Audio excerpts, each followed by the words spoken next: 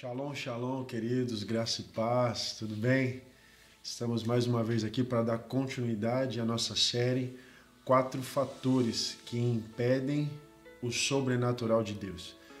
4 coisas que impedem de eu acessar os recursos do céu e viver uma vida em abundante. Nós estamos já no nosso 3º vídeo e assim nós estamos caminhando para descobrir mais do que nos impedem, mas também vamos descobrir o que faz com que eu tenha acesso, que eu possa viver e fluir no sobrenatural. Não se esqueça, ajude-nos a propagar a mensagem do reino, ajude-nos a levar essa mensagem para todos os lugares, compartilhando desse vídeo, se inscrevendo no canal, ative aí o sininho para que você seja notificado em outros vídeos e nos ajude a levar o Evangelho, a levar a mensagem do reino para várias e várias pessoas, em nome do Senhor Jesus. Fique conosco até o final desse vídeo, porque no final eu quero orar por você em relação a esse fator, a essa situação que impedem você de viver o sobrenatural de Deus, e eu tenho certeza absoluta que você que já está nos acompanhando nos 2 primeiros vídeos e agora nesse 3º, algo diferente vai vir na sua vida. Algo diferente vai começar a acontecer na sua vida, em nome de Jesus. Então vamos nessa.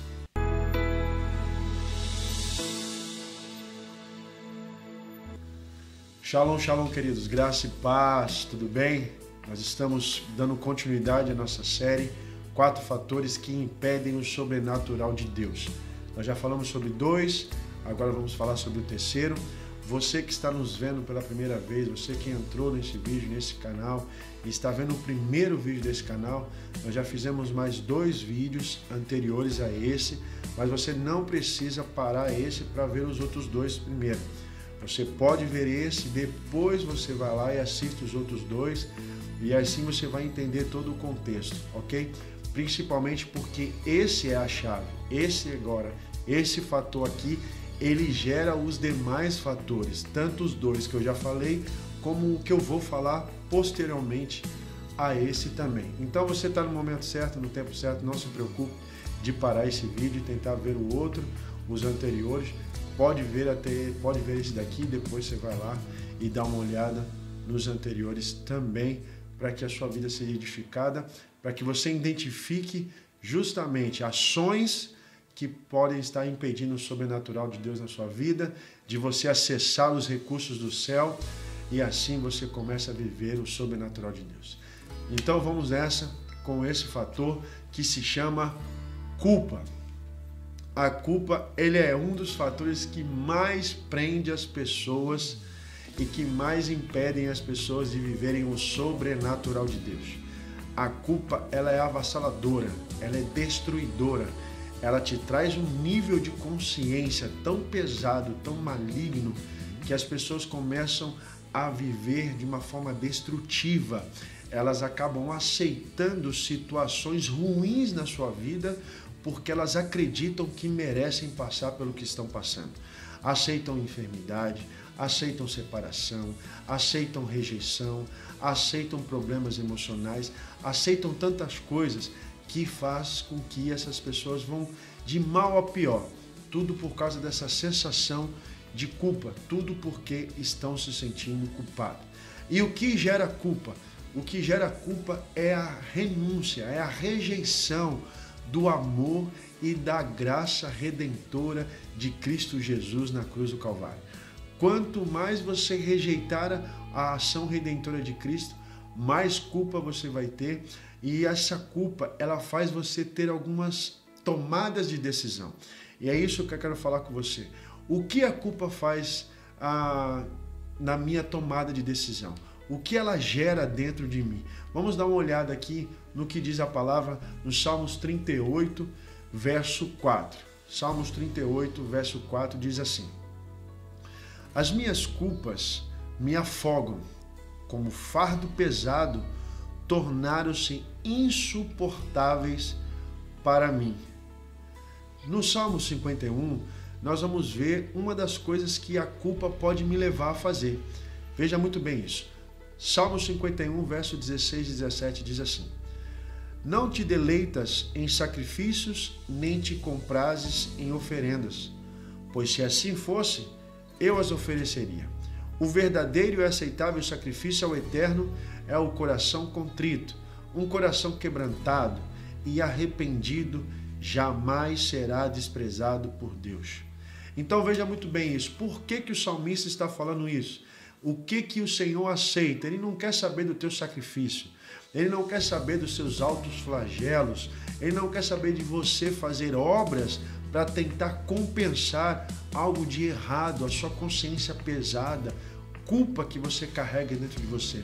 O que ele quer é que você tenha um coração quebrantado, um coração que se entrega para ele, um coração que aceita a graça redentora de Cristo Jesus na sua vida. É aí aonde a culpa pega. O que é a culpa?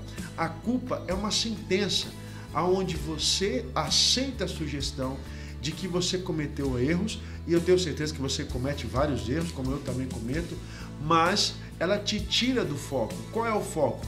Cristo Jesus. Ele é o meu advogado, Ele é o meu redentor, Ele é o meu libertador, Ele é o meu justificador. Isso não quer dizer que eu vou sair pecando por aí, vou sair fazendo um monte de coisa errada e achando que não, Jesus me justificou, Jesus me perdoou, está tudo certo, não tenho que pedir perdão, não tenho que me arrepender, não tenho que nada.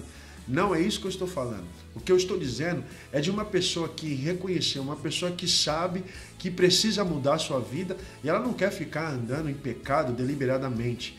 Ela quer justamente viver uma vida correta, uma vida justa, uma vida cheia de princípios, princípios do alto.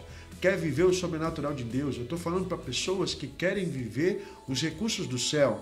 Esse vídeo, esse canal é voltado para isso. Para pessoas que não querem mais viver na mediocridade, não querem mais viver nos padrões naturais, não querem mais viver baseado nos padrões morais de uma sociedade caída, de uma sociedade corrupta, mas ela quer justamente viver dentro dos padrões de Cristo, porque Ele falou isso, que nós viemos para ser testemunhas dEle, testemunha do seu reino, testemunha do seu estilo de vida. Então a culpa é o quê? A culpa é responsável de nós tentarmos agradar a Deus a partir de obras. E aí que está o problema. Nós nunca vamos conseguir agradar a Deus, nós nunca vamos conseguir pagar a dívida, nós nunca vamos conseguir pagar essa promissória, mas Cristo veio e pagou. E quando eu não aceito, e por não aceitar, o fato de eu não aceitar é por causa do orgulho. O homem tem muito orgulho dentro de si, ele quer sempre levar mérito, ele quer que as pessoas reconheçam os seus esforços. E nós estamos tentando nos esforçar, fazendo algo para Deus, para que Deus reconheça. E enquanto nós não aceitarmos com humildade que nada do que eu venha fazer vai mudar a visão de Deus para comigo, e na verdade eu preciso aceitar que Ele veio e pagou, Ele que fez tudo que tinha que ser feito para que eu fosse justificado, para que eu fosse absolvido, para que eu fosse tirado da prisão, para que toda a culpa não viesse mais sobre mim e eu pudesse viver em liberdade. Todo mérito e toda a honra tem que ser dele, mas eu não posso viver numa teoria religiosa. Eu preciso viver de verdade, eu preciso colocar isso como verdade na minha vida. Ele é o merecedor de toda a honra. Mas para que isso seja verdade na minha vida, eu preciso reconhecer que os meus esforços não vai adiantar de absolutamente nada, que a culpa que eu tinha está tudo nele. Ele decidiu pegar para ele e me justificar. Então, em Cristo Jesus, eu sou livre. Em Cristo Jesus, eu sou justificado. Em Cristo Jesus, não estou mais condenado. Mediante a isso, vai ser gerado dentro de mim uma outra personalidade. Mas enquanto eu não aceito isso, a personalidade chamada culpa vai tomar o meu ser. Ela vai fazer com que eu venha viver de uma forma totalmente contrária, fazendo vários esforços. E muitas pessoas que estão dentro das igrejas estão tentando fazer sacrifícios, estão fazendo autoflagelos, estão tentando fazer tantas coisas, tantas obras para se justificar. Muitas religiões também tratam dessa forma. Estão tentando fazer alguma coisa para que Deus ou o universo, seja lá o que as pessoas queiram dar de nome, aceite e recompense, ou seja, então compense os erros por essas obras que agora estamos fazendo. Então veja bem, você lembra que quando nós éramos criança, nós fazíamos alguma coisa de errado, nós aprontávamos, né? O pai e a mãe falavam pra gente fazer algo e nós não fazíamos, falava pra gente não sair de casa porque eles iam trabalhar e a gente tinha que ficar dentro de casa e acabava saindo. E eu lembro de uma situação que minha mãe saiu para trabalhar e meu pai disse assim, ó, não saia de casa, eu vou dormir porque eu vou trabalhar de 0 hora, eu vou trabalhar à noite, então fica aí dentro de casa para eu não ficar preocupado. Então eu esperei meu pai dormir, minha mãe saiu para trabalhar e aí quando meu pai estava dormindo e minha mãe fora de casa, aí eu dei no pé. Fui para a rua e fui brincar com os meus amigos e aí meu pai acordou e aí vocês já imaginam o que aconteceu. Meu pai foi me buscar lá na rua com uma vara de goiabeira e veio de lá da rua até dentro de casa me dando varada. Eu não esqueço dessa surra, porém foi a única vez que meu pai me bateu e eu não me esqueço. Porém eu não tenho nenhuma mágoa dele, não tenho nenhum ressentimento, muito pelo contrário. Amo meu pai não está mais conosco, já está no céu, já está no descanso eterno. Então, mas eu tenho muita saudade dele, mas eu lembro dessa surra. E aí quando a gente fazia essas coisas erradas e a gente tinha tempo de compensar, nós éramos estimulados a fazer o quê? A gente sabia que ia tomar uma bronca, a gente sabia que talvez ia apanhar, talvez sabíamos que ia ficar de castigo, e para isso não acontecer, o que nós fazíamos? Nós arrumávamos a casa, nós arrumávamos o nosso quarto, nós arrumávamos os brinquedos, a gente ajudava a lavar a louça, a gente perguntava para nossa mãe ou para o nosso pai se eles queriam que a gente fosse na padaria comprar pão, o que eles queriam da gente, o que a gente poderia servi-los, para que quando eles descobrissem o que a gente fez de errado, o coração deles estivesse totalmente amolecido. É assim ou não é? Né? Ou isso só aconteceu comigo? Eu tenho certeza que muitos aí vão se identificar nesse momento onde nós aprontávamos. Então nós já temos essa consciência de culpa e de compensação. A culpa faz isso, a culpa faz você ter atitudes. Porém, a sua justiça própria, essa tentativa de compensar o teu erro, ela justamente anula na sua vida a graça redentora de Cristo.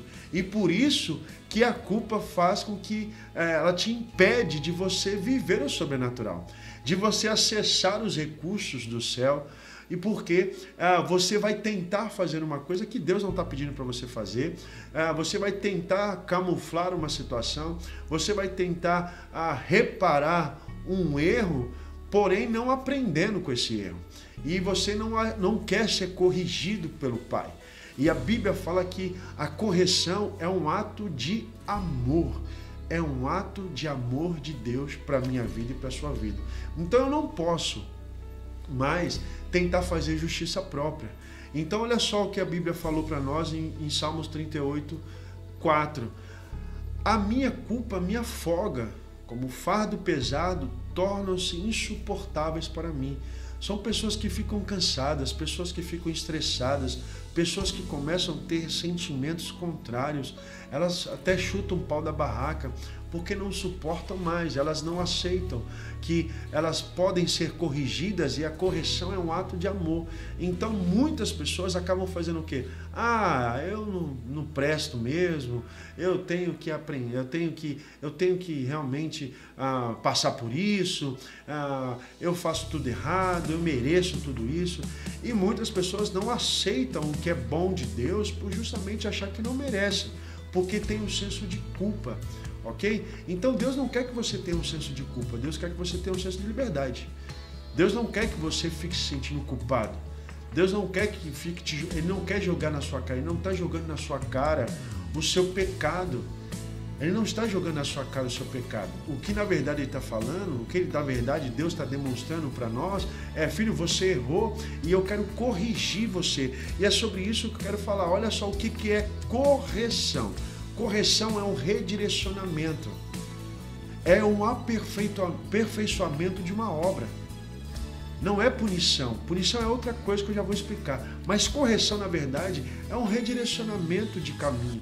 É uma outra mentalidade que Deus está trazendo para mim e para você. é um aperfeiçoamento, não é uma reprovação, não é uma punição, mas é um aperfeiçoamento. Coloque isso no teu coração. O que Deus faz como Pai é nos aperfeiçoar. Então Ele não nos rejeita, muito pelo contrário, Ele nos traz para perto dEle para o aperfeiçoamento. Quando você erra, sinta-se estimulado a chegar perto do Pai, porque isso vai trazer aperfeiçoamento. Agora entenda muito bem isso. Deus não quer que você erre para você ser aperfeiçoado, mas quando você erra, Ele usa isso para te aperfeiçoar. Ele usa isso para te aperfeiçoar. Agora, punição não. Punição é castigo. Punição é você receber algo penoso, desagradável. É algo que é imposto a você de uma forma penosa, desagradável e obrigatória, que você tem que suportar. Isso é punição. Agora, Deus não vai punir você. Deus vai corrigir você. Aonde você está indo para uma direção, Ele vai pegar você e virar você para uma outra direção. Essa é correção. Agora, punição não. Punição, Ele impõe uma situação insuportável, uma situação desagradável, um fardo sobre você. Isso é punição. Isso não é característica de Deus. Isso não é a essência de Deus. Por isso que nós não podemos mais aceitar as culpas que vêm sugestivas de Satanás. A culpa, ela é o executor de Satanás. Ela executa as ordens de Satanás. Por quê? Porque Satanás, ele é o acusador. Então, se ele é o acusador, a culpa é o nosso algoz. Ela vem para nos levar para a prisão. Que prisão é essa? A prisão da angústia. Como nós vimos aqui no Salmo 38. Vem aquele fardo pesado sobre nós. Porém, se eu aceitar o jeito de Deus, a culpa vai embora. Isso é maravilhoso, isso é tremendo. Eu vou dar um exemplo para você, na prática do nosso dia a dia, a questão da culpa, o que a culpa faz conosco. Certa vez eu estava numa cidade, fazendo uma cruzada, e um líder desse local, dessa igreja, chegou para mim e falou assim: pastor, o senhor pode visitar uma parente minha que está acamada, ela está com câncer terminal, e ela já está acamada, ela não consegue mais andar, mas ela é jovem, ela tem 26 anos de idade. Meu irmão, tenta imaginar uma cena, uma mulher, uma moça, uma jovem de 26 anos de idade com câncer terminal. Câncer terminal. E aí eu disse assim: olha, meu querido, eu estou aqui debaixo da autoridade do vosso pastor. Se o vosso pastor me autorizar, nós vamos lá sem problema nenhum, vamos visitá-la, vamos orar por ela em nome de Jesus. Então ele falou com o pastor também falou sem problema nenhum, vamos lá. E nos intervalos das reuniões que nós fizemos lá, nós ficamos lá, se eu não me engano, uns 4 dias ministrando lá. E aí nesses intervalos de um dia para o outro, assim, nós fomos até a casa dessa jovem e chegando lá, realmente ela estava acamada, ela não mexia mais as pernas, não mexia mais o corpo, já estava bem fragilizada já. E então eu cheguei para ela e perguntei: minha querida irmã, deixa eu te perguntar algo. Você realmente acredita que o seu estado, a sua situação, o que está acontecendo com você, essa é a vontade de Deus? Deus está nesse negócio? Essa é a vontade de Deus? Você acredita que Deus quis que essas coisas acontecessem? E a resposta dela foi assim: olha, eu creio que Deus pode me curar. Porém, eu sei que foi Deus que me trouxe esse câncer. Por quê? Porque eu estava na igreja certinho, eu ia nos cultos, eu praticava aquilo que o pastor ministrava e tal, eu era dizimista, ofertante, eu cumpria tudo certinho, eu ajudava na igreja, eu ajudava na programação, fazia toda aquela cartilhazinha bonitinha, né? E tal. E aí, mas teve um dia que eu me senti atraída por uma tatuagem. E eu fui lá e fiz uma tatuagem, ela mostrou a tatuagem, uma tatuagem tão simples, tão, né, assim, mas fez no braço, mas é uma tatuagem. E aí ela falou assim: depois que eu fiz essa tatuagem, eu me senti culpada, eu já não conseguia mais ir para a igreja, eu já não conseguia mais orar, eu já não conseguia mais ler a Bíblia. E aí as coisas começaram a acontecer na minha vida, eu comecei a ter discussões com meu marido, com a minha casa, começou a virar uma bagunça na minha casa, eu comecei a faltar nos cultos, e aí certa vez eu comecei a sentir uma dor no meu estômago, e quando eu fui fazer os exames acusaram que eu estava com câncer. E já fazem 2 anos que eu tenho esse câncer, se não me engano já havia 2 anos já que estava com esse câncer, e agora esse câncer está terminal, os médicos falaram que não tem mais o que fazer, tanto que me mandaram para casa para ficar o máximo de tempo em casa. Eu estou à base de morfina e os médicos falaram que não tem mais o que fazer, agora é só esperar morrer. Eu acredito que Deus pode me curar. Eu creio que Deus pode me curar. Mas eu tenho que aprender, eu aprendi, eu me arrependo de ter feito essa tatuagem, eu me arrependo de ter me afastado de Deus. E aí então eu cheguei para ela e falei assim, eu posso chamar seu marido? Ela falou, pode chamar. E eu chamei o marido dela, e o marido dela não era cristão, não é cristão. E aí eu falei assim, olha papai, vocês têm um filho de 11 anos de idade. Eu quero te perguntar uma coisa, se o seu filho aprontar, se o seu filho fizer alguma coisa de errado que te desagrade, você colocaria um câncer nele para ele aprender a nunca mais te desobedecer? Então o pai olhou para mim, fez uma cara feia e falou assim, de jeito nenhum, qual é o pai que vai fazer isso com o filho? Eu falei, tudo bem, calma, só estou te fazendo uma pergunta. Ele foi até meio bruto comigo, né? E aí eu cheguei e falei assim, ok, mas se ele te desobedecer, você faria com que ele pegasse uma enfermidade na perna a ponto de ter que amputar? Aí ele, não, isso é inadmissível, nenhum pai pode fazer isso com o filho. Então, nada de coisas ruins, nenhuma punição nesse estilo, você aceitaria, você faria isso com o seu filho? Ele falou, de jeito nenhum. Eu falei, engraçado, a Bíblia fala que se nós que somos maus sabemos dar coisas boas para os nossos filhos, quanto mais Deus que é bom. Então, por que nós acreditamos que Deus vai colocar um câncer em nós porque nós desobedecemos? É isso que a culpa faz. A culpa faz com que você não aceite a graça redentora de Cristo. Que Deus na verdade, está mais interessado em te punir do que de te salvar. Ou então, para ele te salvar, ele vai ter que arrancar uma perna sua, ele vai ter que fazer você fazer uma cirurgia, que vai ter que tirar algum órgão seu, ou você vai ter que passar por um tratamento muito rigoroso, sofrido. Isso é autoflagelo. É você aceitar o mal para compensar o mal que você fez. Isso não é o evangelho, isso não é a graça de Deus, e isso impede você de viver o sobrenatural. Então, essa jovem estava prestes a morrer, mas a culpa estava consumindo, como nós vimos em Salmo 38. Estava sendo insuportável. Então, impedia dela receber a cura de Deus. É claro que Deus é soberano. Deus é soberano e se assim for dentro dos critérios dele, ele vir curar, ele cura. Mas eu estou falando do modo geral, muitas pessoas estão sofrendo por causa da culpa. Veja o que está em Provérbios 3, verso 11 e 12. Diz assim, filho meu, não desprezes a disciplina do Senhor, nem te sintas magoado por causa da repreensão, porquanto o Senhor corrige a quem ama, da mesma forma que o pai repreende o filho a quem deseja o bem.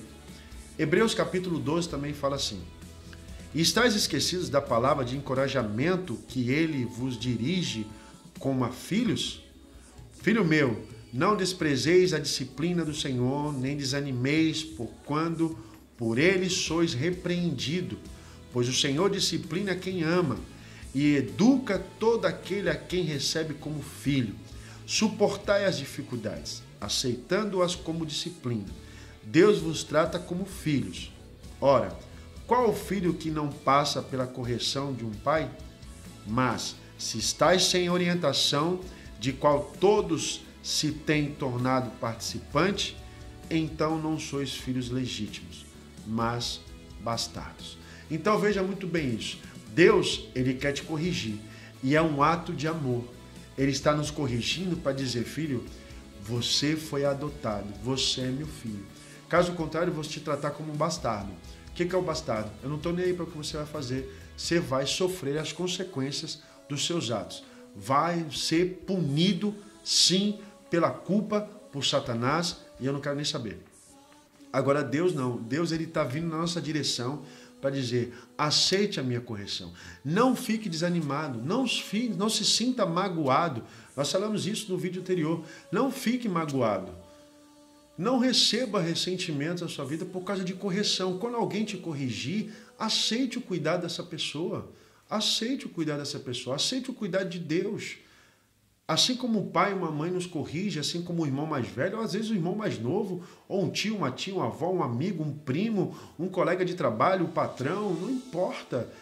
Receba com essa mentalidade que vai assim, ó, se você está me corrigindo é porque você quer um aperfeiçoamento da minha vida.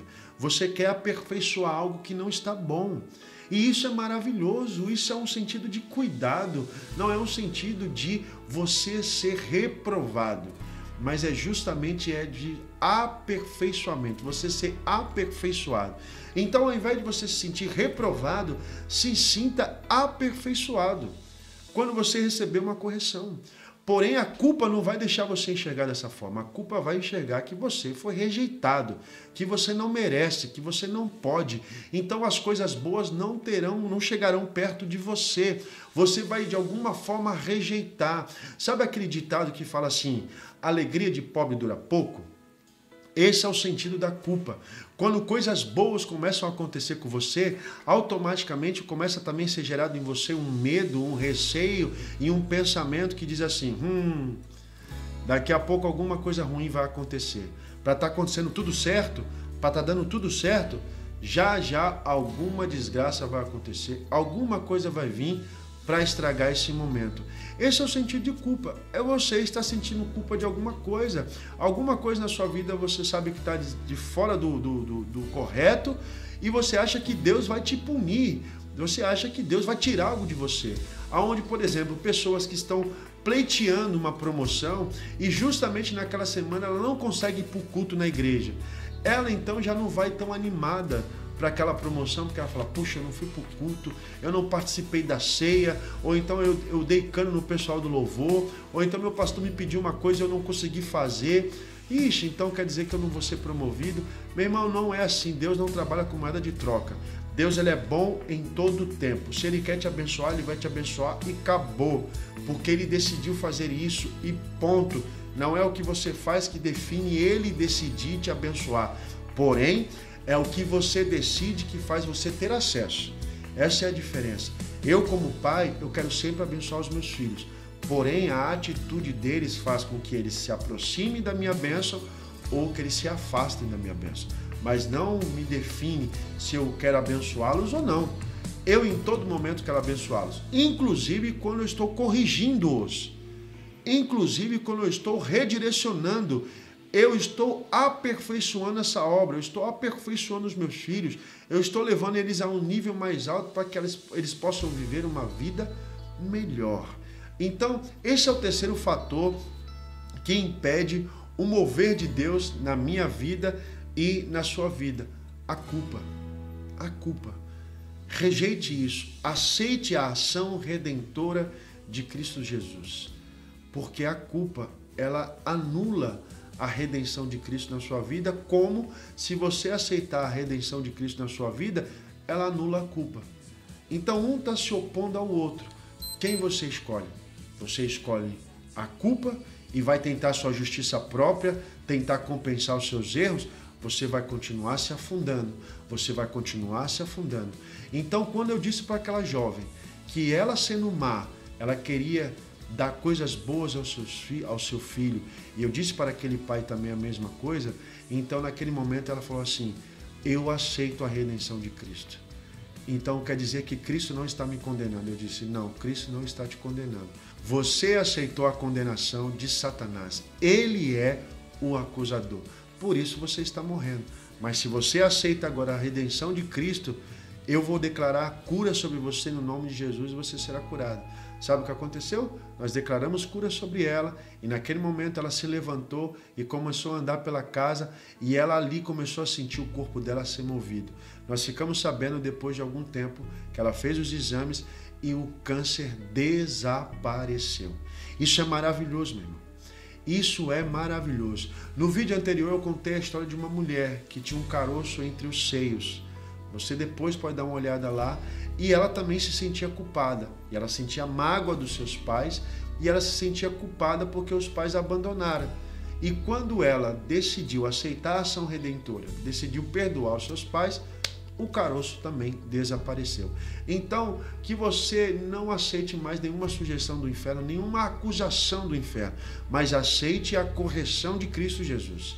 Aceite o direcionamento de Cristo Jesus, a ação redentora na sua vida, e você vai viver uma vida livre e uma vida em abundância.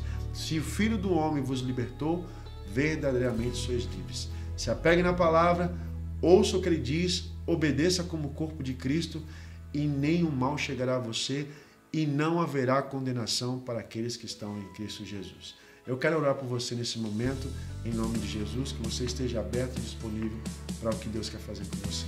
Pai, em nome de Jesus, eu oro nesse momento pela vida desse meu irmão, dessa minha irmã, que de alguma forma está sendo assolado pela culpa que tem anulado a tua graça na vida dela.